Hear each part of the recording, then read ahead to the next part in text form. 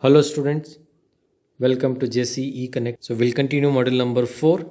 The next part in this module will be turbines. So in that, the impulse turbines. The contents of this part will be introduction to turbines, then the general layout of hydroelectric power plant. That is, you will be studying the essential elements of hydroelectric power plant here. Then the heads and efficiencies, that is the different types of heads and efficiencies which are associated with the hydraulic turbines. Then the classification of turbines, the various classification you will be studying here.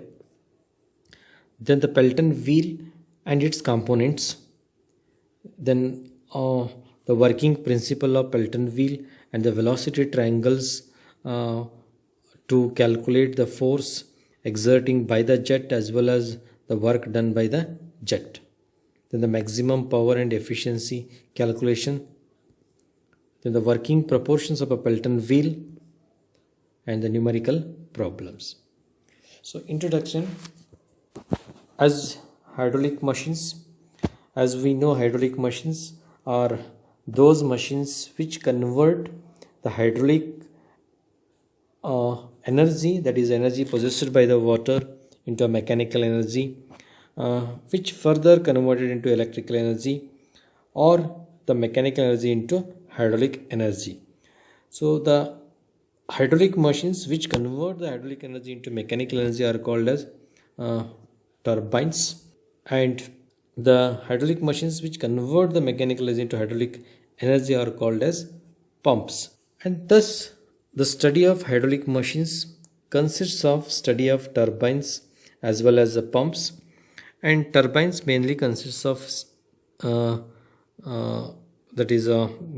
study of a Pelton turbine, Francis turbine and Kaplan turbine, whereas pumps consists of study of centrifugal pump and reciprocating pumps. And as we know, the turbines are defined as hydraulic machines which convert hydraulic energy into mechanical energy, and this mechanical energy is used in running an electric generator which directly coupled to the shaft of the turbine. So thus the mechanical energy is converted into electrical energy, and the electric power which is obtained from the hydraulic energy, that is energy of water, is known as hydroelectric power. And at present, the generation of hydroelectric power is the cheapest as compared to the power generated by other sources such as oil, coal, etc. And the classification of turbines. So the hydraulic turbines are classified as follows, and the hydraulic turbines are classified according to the head and quantity of water available, and second classification is according to the name of the originator, and the third is according to the type of energy at inlet. Then the fourth classification is according to the direction of flow of water through the runner, and fifth classification is according to the disposition of the turbine shaft. Then next classification, that is according to the specific speed of the turbine.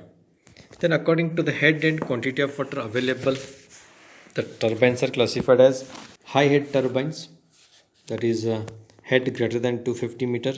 So in this particular classification, the turbines are classified on the basis of the head and quantity of water available, that is the high head turbines, and second classification is a medium head turbines, that is head between 60 meter to 150 meter, and third classification is low head turbines. And turbines which are capable of working under high heads are called as high head turbines. The quantity of water required for these turbines are relatively less. Then the impulse turbines are in general high head turbines. Impulse turbines are in generally, they are classified as high head turbines. And turbines which are capable of working under a medium heads, that is between 60 to 150 meter, they are called as a medium head turbines, and the quantity of water required for these turbines are relatively large, and modern Francis turbines are in general medium head turbines, And the turbines which are capable of working under a low head, that is less than 30 meter, are called as a low head turbines. And the quantity of water required for these turbines are large. Kaplan and other propeller turbines are in general high head turbines. The range of in general the low head turbines. The range of head for these turbines are mentioned here, that is for high head turbines greater than 250 meter, and medium head turbines 60 to 150 meter, and low head turbines are less than 30 meter. And the next classification will be according to the name of the originator. According to the name of the originator, hydraulic turbines are classified as Pelton turbine. That is a Pelton turbine. It is named after Allen Pelton of California, and it is an impulse type of a turbine and is used for high head and low discharge. Second is a Francis turbine, and it is named after James Francis. It is a reaction type of a turbine, and this turbine will be used generally medium to low heads of quantity of water. And the third one is a Kaplan turbine. It is also named after Dr. Victor Kaplan. It is a reaction type of a turbine for low heads and large quantities of flow. The next classification, according to the type of energy available at the inlet, hydraulic turbines are classified as a impulse turbine, and this is an impulse turbine. This is requires a high head and a low rate of flow. And the reaction turbine, that is a Francis and Kaplan.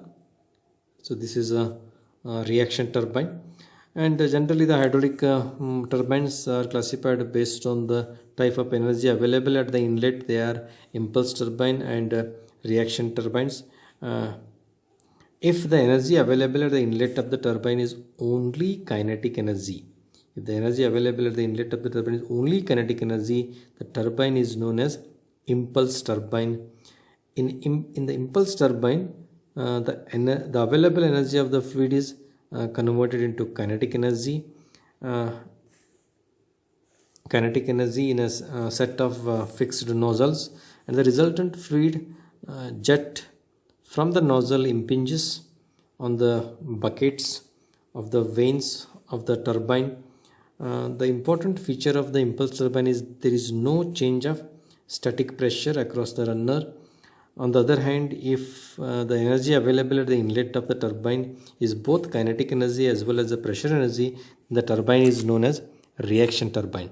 And in reaction turbine, the change from pressure to kinetic energy takes place gradually as the fluid moves through the runner.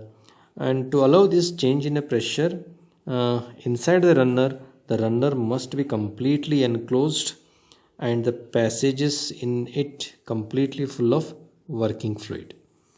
So this is about impulse and reaction turbines. And this reaction turbine, as we discussed, it requires low head and high rate of flow. And according to the direction of flow of water through the runner, the turbines are classified as tangential flow turbine. Example is a Pelton wheel. Radial flow turbine, that is a Francis turbine, that is no more used. Axial flow turbine, that is a Kaplan turbine, and a mixed, that is a radial and axial flow turbine, that is a modern Francis turbine. And in tangential flow turbines, you can look at this picture where I mentioned all three types of turbines: tangential turbines, mixed turbines, and the axial turbines. So what do you mean by tangentially flow turbine, radial flow turbine, or axial flow turbines? In a tangential flow turbine, that is the first figure, that is a Pelton turbine or impulse turbine, the water flows along the tangent of the runner. If you look, this is the runner, and on the runner the buckets are being placed. In tangential turbine, the water flowing, so here the jet is striking the vanes, water flowing along the tangent of the runner. You just observe it, the jet striking the vanes which is in a tangential direction. And the Pelton wheel is a tangential flow turbine, and in a radial flow turbines, water flows in the radial direction. So look at this second figure. Water is flowing in a radial direction. So water is flowing in radial direction through the runner, and the radial flow turbine may further classified as inward radial flow turbine and outward radial flow turbine.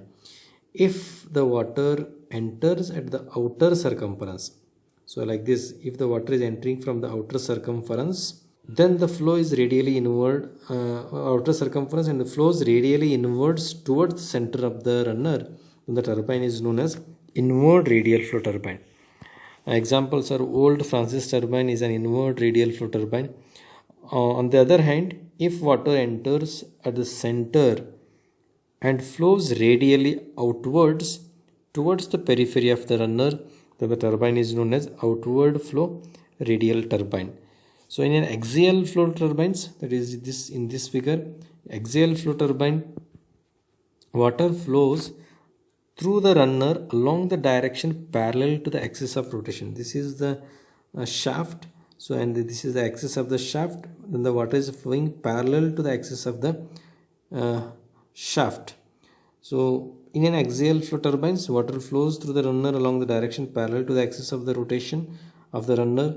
Examples are Kaplan turbine is an example of axial flow turbine. And in a mixed flow turbines, water enters the runner in the radial direction and leaves in the direction parallel to the axis of rotation of the runner. Examples of modern Francis turbine is a mixed flow turbine. The next, according to the disposition of the turbine shaft may be placed vertically as well or horizontally. In a modern practice, Pelton turbines, you look at the first figure in this one, Pelton turbines usually have a horizontal shaft, whereas the rest, especially the large units, have a vertical shaft. This is a vertical shaft. According to the specific speed, the low specific speed turbines, medium specific speed turbines, and high specific speed turbines. The specific speed of a turbine is defined as the speed of a geometrically similar turbine that would develop 1 kilowatt under a head of 1 meter. All geometrically similar turbines, irrespective of the size, will have the same specific speeds when operating under the same speed. Depending upon this specific speed, the turbines are classified as a low specific speed turbine, medium specific speed turbine, and high specific speed turbine. And the difference between these, that is impulse turbine and reaction turbine, as we know there are two types of turbines. One is a impulse turbine and other one is a reaction turbine. Impulse turbine example is a Pelton wheel, and whereas reaction turbine examples Kaplan and Francis turbine. So what is the difference? The first difference in impulse turbine will be the entire available energy of the water, available energy of water is first converted into kinetic energy. In the reaction turbine, the available energy of the water is not converted from one form to the other. And second difference is the water flows through the nozzle and impinges on the buckets which are fixed to the outer periphery of the wheel. That is in case of Pelton wheel. Whereas in case of a reaction turbine, the water is guided by the guide blades to flow over the moving vane. And the third difference is water impinges on the buckets with kinetic energy, and in reaction turbines the water glides over the moving vanes with potential energy. And the fourth one is the pressure of the flowing water remains unchanged and is equal to the atmospheric pressure, whereas in case of a reaction turbine the pressure of the flowing water is reduced after gliding over the vane. And again the next difference in impulse turbine, it is not essential that the wheel should run full, but in reaction turbine it is essential that the wheel should always run full and kept full of water. And in impulse turbine it is possible to regulate the flow without a loss, and in case of a reaction turbine it is not possible to regulate the flow without loss. And in case of impulse turbine, impulse turbines has more hydraulic efficiency and in case of reaction turbines, the reaction turbines has relatively less efficiency. Impulse turbines operate at high water heads, whereas reaction turbines operates at low and medium heads. Examples of impulse turbines, as we discussed earlier, there is a Pelton wheel. Examples of reaction turbines, they are Francis turbine and Kaplan turbine and propeller turbines. So these are some differences between impulse turbine and reaction turbine. You can easily differentiate between impulse and reaction turbine. Many times the question will be asked in exam, write a difference between impulse and reaction turbines. You can mention few important differences between impulse and reaction turbines. And this is the general layout of hydroelectric power plant. So very important for the generation of electricity. General layout of hydroelectric power plant, and what are the components of this hydroelectric power plant. Just let us look at the picture. You can easily understand the general layout of hydroelectric power plant. And it has a dam across a river to store the water. Just look at this figure. It has a dam. So before constructing the dam, so this was the totally catchment area where the entire water is being collecting at this particular catchment area, and from various tributaries and river, the water is coming and collecting at this particular place, and where the dam is being constructing across the river, across the river. When the dam is being constructing across the river, it forms a reservoir behind the dam.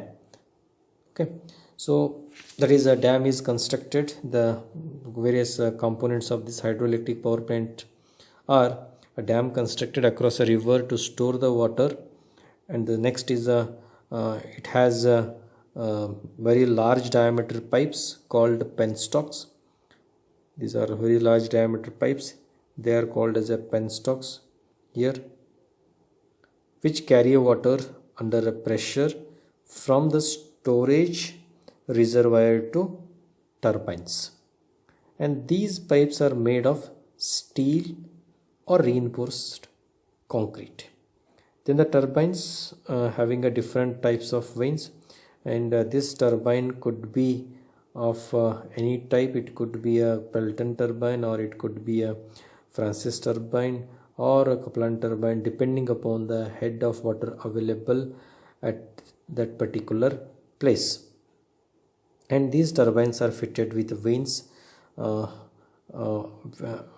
is a different types of vanes fitted to the wheels. And turbines, the tail race, it has a tail race which is channel. Tail race is nothing but which is a channel which carries the water away from the turbines after the water has worked on the turbines. Okay, so this is the general layout of a turbine, and it is a layout of a hydroelectric power plant, which consists of a catchment, reservoir, dam, penstock, and turbines. The most important part here is in hydro power plant, the water is utilized to move the turbines, which in turn run the electric generators. Then here the potential energy of the water stored in the dam gets converted into the kinetic energy of the moving water in the penstock, and this kinetic energy gets converted into electric energy with the help of a turbines and generator combination. And hydro power plant was invented by H.F. Rogers. And the most important requirement of a hydroelectric power plant for the generation of power is the abundant availability of continuous supply of water, and with a large amount of hydraulic energy. And this may be supplied either from a natural lake or a reservoir like this. This can be in this this is a micro hydropower system.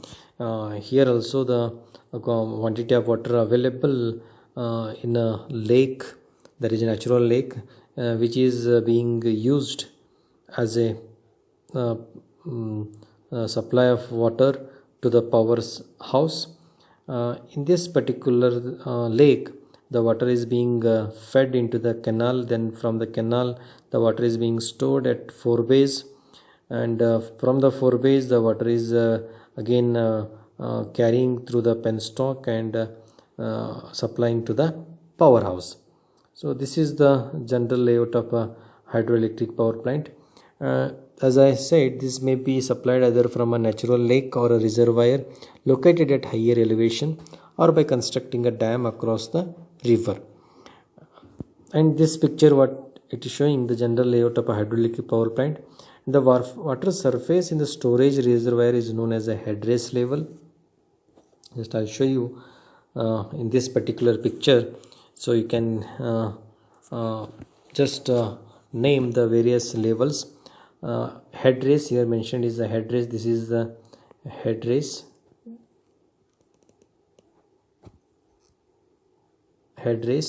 And here marked as a tail race.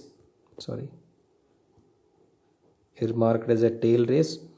What do you mean by headrace? The water surface in the storage reservoir. The water surface in the storage reservoir is known as a headrace level, and water from the storage reservoir is carried through a large diameter, usually made of large diameter pipes, usually made of steel or a reinforced concrete, to the turbines, and these pipes are known as penstocks.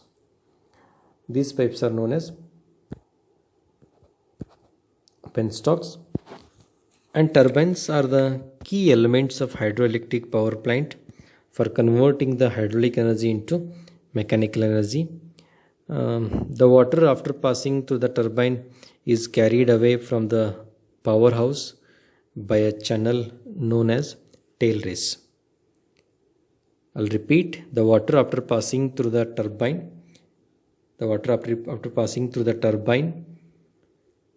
is carried away from the powerhouse by a channel known as tail race, and the water surface in the tail race is known as tail race level.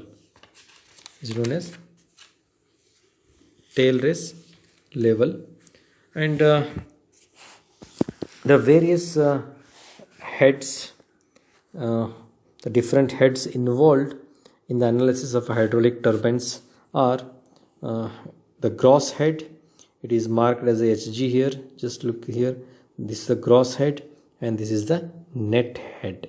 How the gross head can be defined?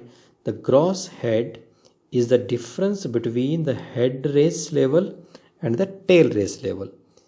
The gross head is the difference between head race level, difference between the head race level, the difference between the head race level and the tail race level when the no water is flowing. And the net head, what do you mean by net head? The head available at the inlet of the turbine. Here, the head available at the inlet of the turbine is known as a net head, and it is obtained by subtracting the losses from the gross head. Usually the minor losses such as losses due to pipe fittings, bends, etc. are of very small magnitude as compared to the loss due to fluid friction in the penstock and are neglected. Thus the net head can be expressed as, the net head can be written as like this. The net head H can be written as Hg minus Hf. Hg minus Hf, where Hf is the loss of head due to friction. This much is the loss of head due to friction. So before allowing water to flow into the penstock, this was the head available, that was the gross head available. That is the difference between the head race level and the tail race level is known as a gross head. and as the water starts flowing through the penstock, and because of the friction, some losses will occur, and taking into account only the major loss, and other losses, that is minor loss, are being neglected, then this much is the friction loss, and deduct, that is subtracting this friction loss in a gross head, then whatever the head available at the inlet of the turbine is known as net head. And this friction loss can be calculated by using the Darcy-Weisbach equation. As we know, HF equal to FLV square by 2GD. From this formula we can calculate the loss, that is loss due to friction. So in this formula, that is HF equal to FLV square by 2GD, where F is the friction factor, that is Darcy's friction factor, L is the length of the pipe, V is the velocity, that is average velocity of the flow in the penstock, and the D is the diameter of the penstock. And the different efficiencies are involved in the analysis of a turbine. There are different efficiencies which are available, that they are the hydraulic efficiency, then the volumetric efficiency, then the mechanical efficiency, and overall efficiency. So before discussing different efficiencies involved in the analysis of a turbines, let us discuss about some of the losses which are occurred in a power plant are given below. The first loss comes the head loss in the penstock. As water starts flowing through a penstock, so this is the friction loss in the pipe of a penstock, that is generally occurs. Then the second loss will come, the head loss in the nozzle. The first loss is the friction loss in a pipe, that is in a penstock, and the second loss as the water is coming out of the nozzle, and the nozzle is being fitted at the end of the penstock. So here that is in this case of impulse turbine, there is a head loss due to the nozzle friction. The third loss will be the hydraulic losses. In case of impulse turbines, these losses occur due to the blade friction, a deformation, and kinetic energy of the living water.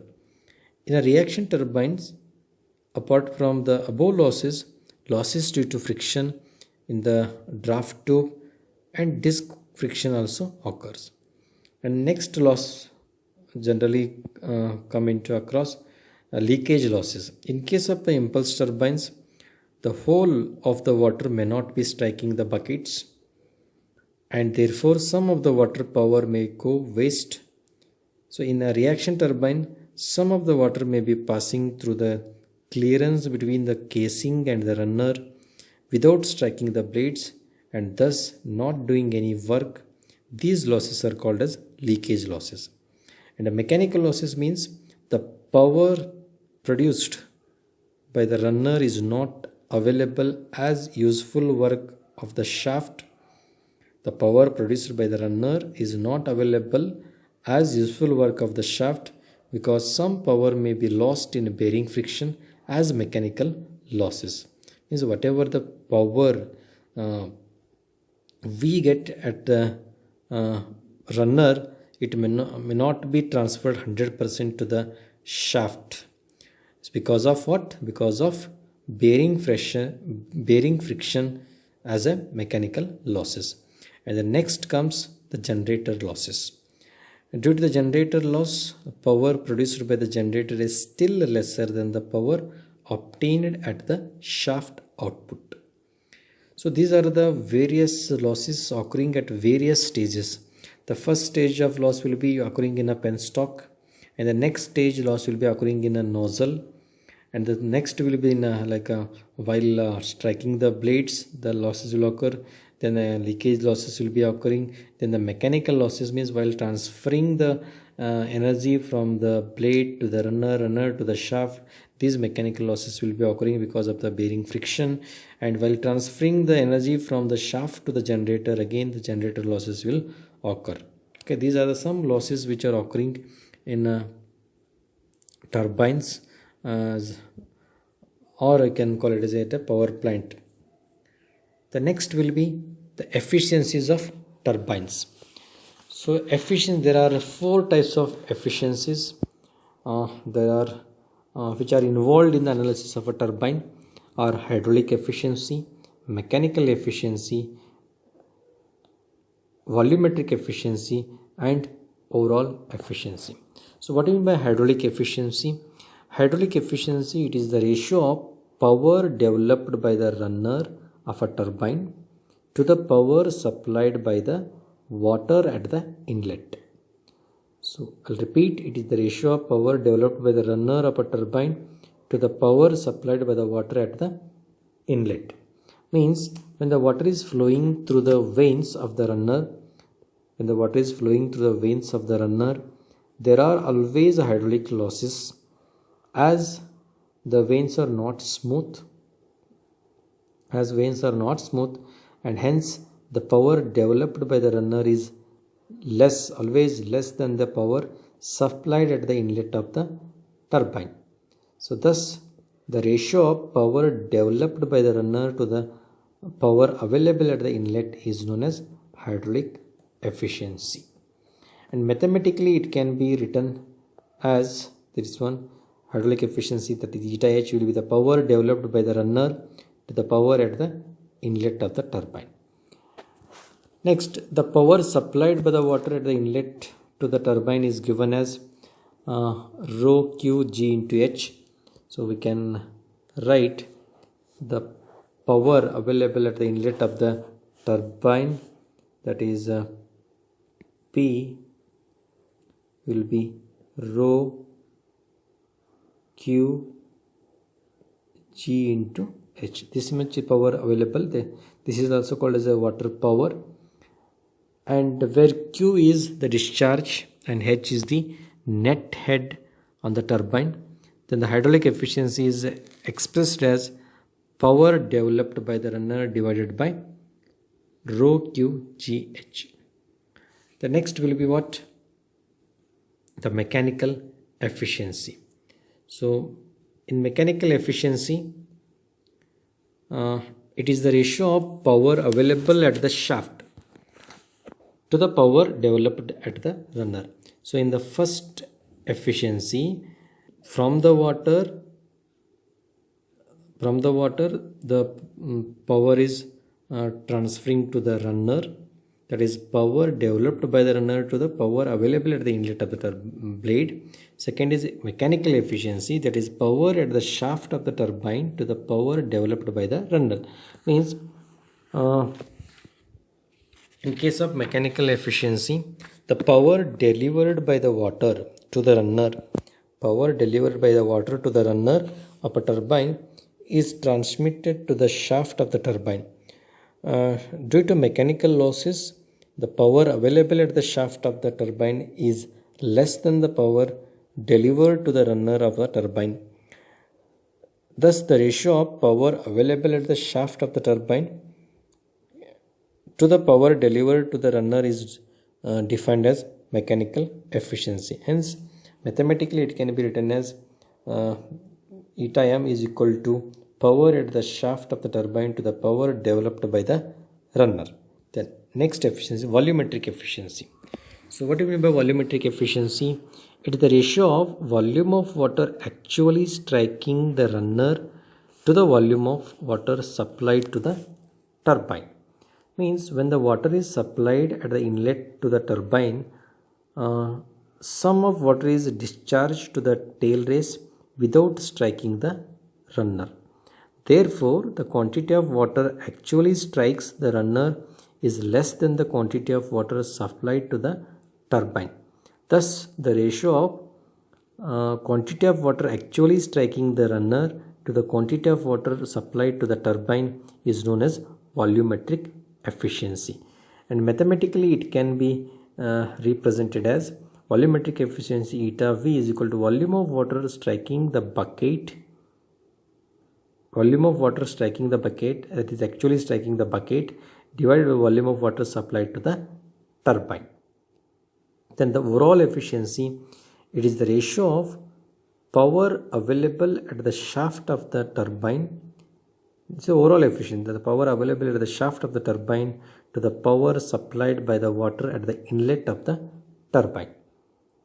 This is the overall efficiency. Then mathematically the overall efficiency, that is power available to the shaft divided by power supplied at the inlet. So overall efficiency generally represented as eta V, eta M and eta H. So the same, that the overall efficiency, how it can be written, that is as I said, the overall efficiency will be the ratio of shaft output to the net power available at the turbine inlet gives overall efficiency of the turbine. So which can be written mathematically shaft output by net power available, and overall efficiency can be written also shaft output divided by rho into bracket Q plus delta Q into GH. This is the water power. Generally, this is the actual water power available at the inlet of the turbine.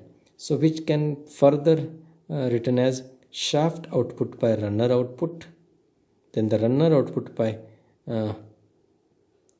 water power, then the volume of water, quantity of water actually striking the runner to the quantity of water supplied to the turbine. So this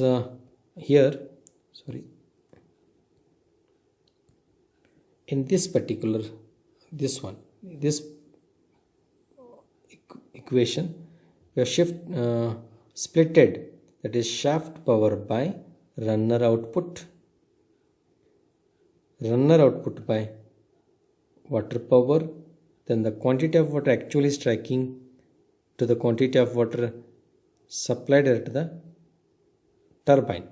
So shaft power by runner power is known as a mechanical efficiency, runner power by water power is a hydraulic efficiency, and quantity of water actually striking the blades to the quantity of water supplied at the inlet of the vane is known as volumetric efficiency. Thus all the three types of losses, mechanical, hydraulic and volumetric, have been taken into account for the overall efficiency. This is the overall efficiency. Okay, I hope you understood these various efficiencies involved in the analysis of a turbine. Mainly there are four efficiencies. There is the hydraulic efficiency, then the volumetric efficiency, mechanical efficiency and overall efficiency. And the heads involved in the analysis of hydraulic turbines are gross head and the net head. Okay, these are very important when we do derivation for the impulse turbine by considering the velocity triangle. That time you should know these all efficiencies as well as heads involved in the turbine. I hope you understood these things. So please go through once again, try to understand. So in this particular session we will be discussing mainly about the Fulton wheel and its working principle and components and velocity triangles. So as we know, the Pelton wheel is a free jet impulse turbine. It is named after American engineer Lester Pelton, and it was invented between 1829 and 1908, and it is a simple and only hydraulic turbine and which operates efficiently and is invariably used for heads in excess of 450 meter, and for a smooth running and good performance are the other common features of this unit. So whatever this picture shows, the Pelton wheel turbine, and the Pelton wheel turbine generally called as an impulse type of a turbine, and the reason for calling this as an impulse type of a turbine, the energy available at the inlet of the turbine is only a kinetic energy, and pressure is atmospheric from inlet to outlet, and it works on the basis of impulse momentum principle, and hence the Pelton wheel is been called as impulse type of turbine. The components of Pelton wheels are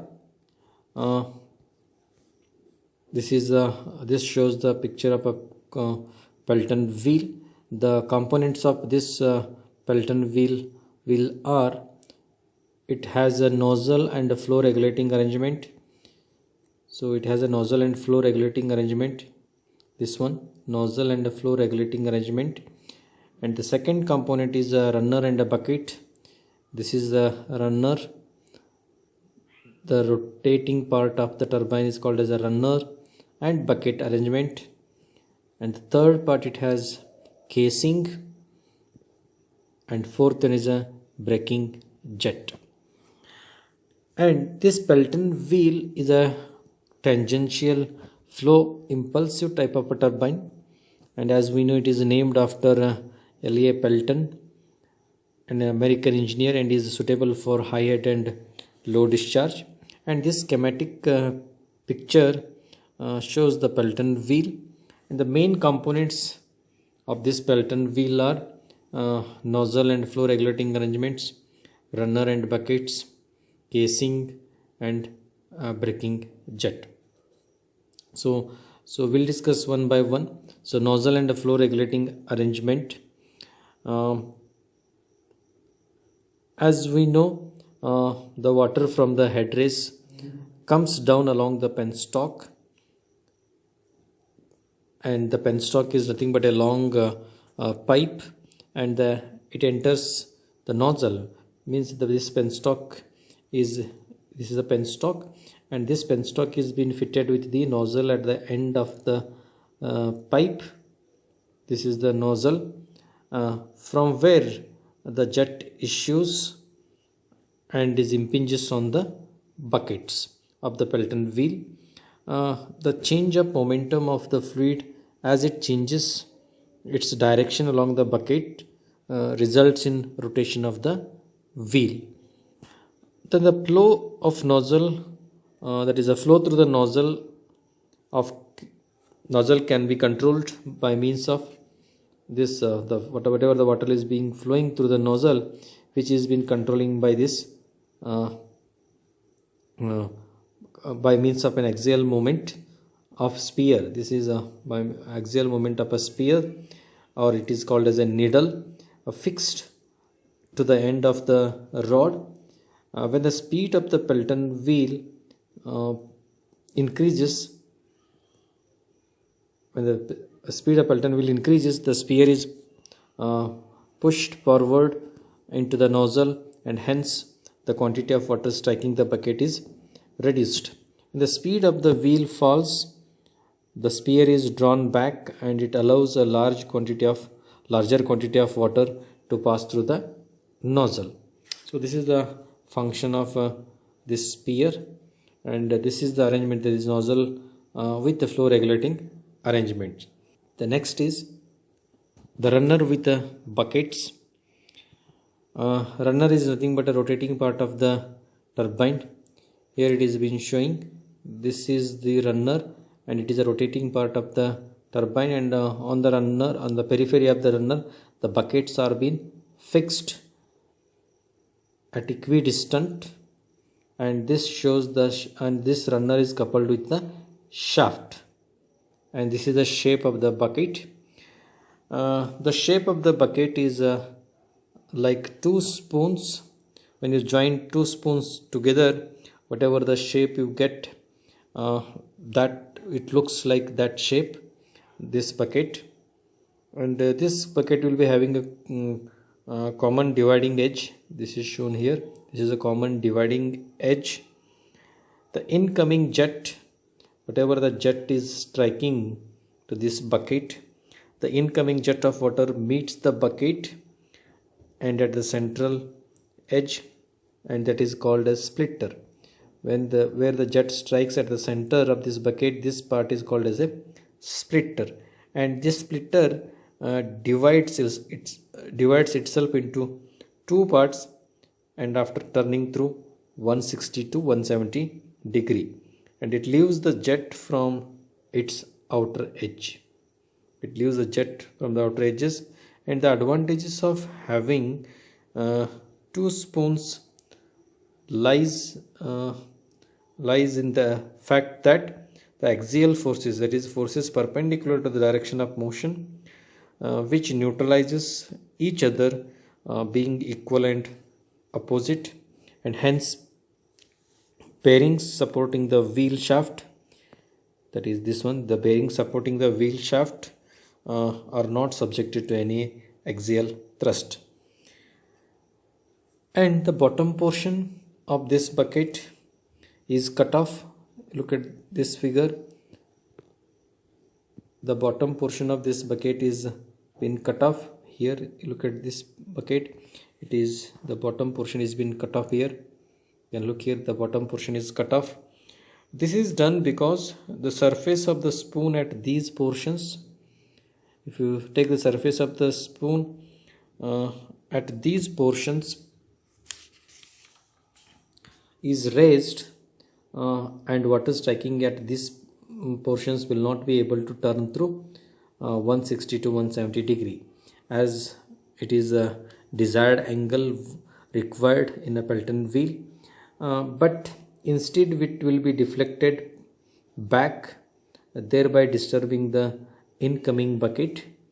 So the water jet after impinging on the buckets is deflected through an angle of 160 to 170 degree instead of 180 degree, so that it may not be strike the back of the incoming bucket and retard the motion of the wheel. So that is the reason why this bottom of the bucket is been cut. Then next is a casing, and it is made of cast iron or fabricated steel plates. The main function of the casing is to prevent the splashing of water and to discharge the water into the tail race. And it is important to mention here that the casing has no hydraulic function, just it is a safeguard for the turbine. Okay. Then next will be the braking jet, one more component, the braking jet. Here you can see the braking jet will be provided. Braking jet, and when the nozzle is completely closed, if this nozzle is completely closed, this one, by pushing the spear in forward direction or by moving the spear in the forward direction, the amount of striking the runner reduces almost to zero. But the runner, due to inertia, even though it has been closed, the nozzle has been closed, because of the inertia the runner goes on revolving for a long time. This runner goes on revolving long time. To stop this runner in a short time, a small nozzle is being provided which directs the jet of water on the back of the vanes. So which directs the jet of water on the backs of the vanes, and this jet of water is called as braking jet. Okay, so these are the components of Pelton wheel.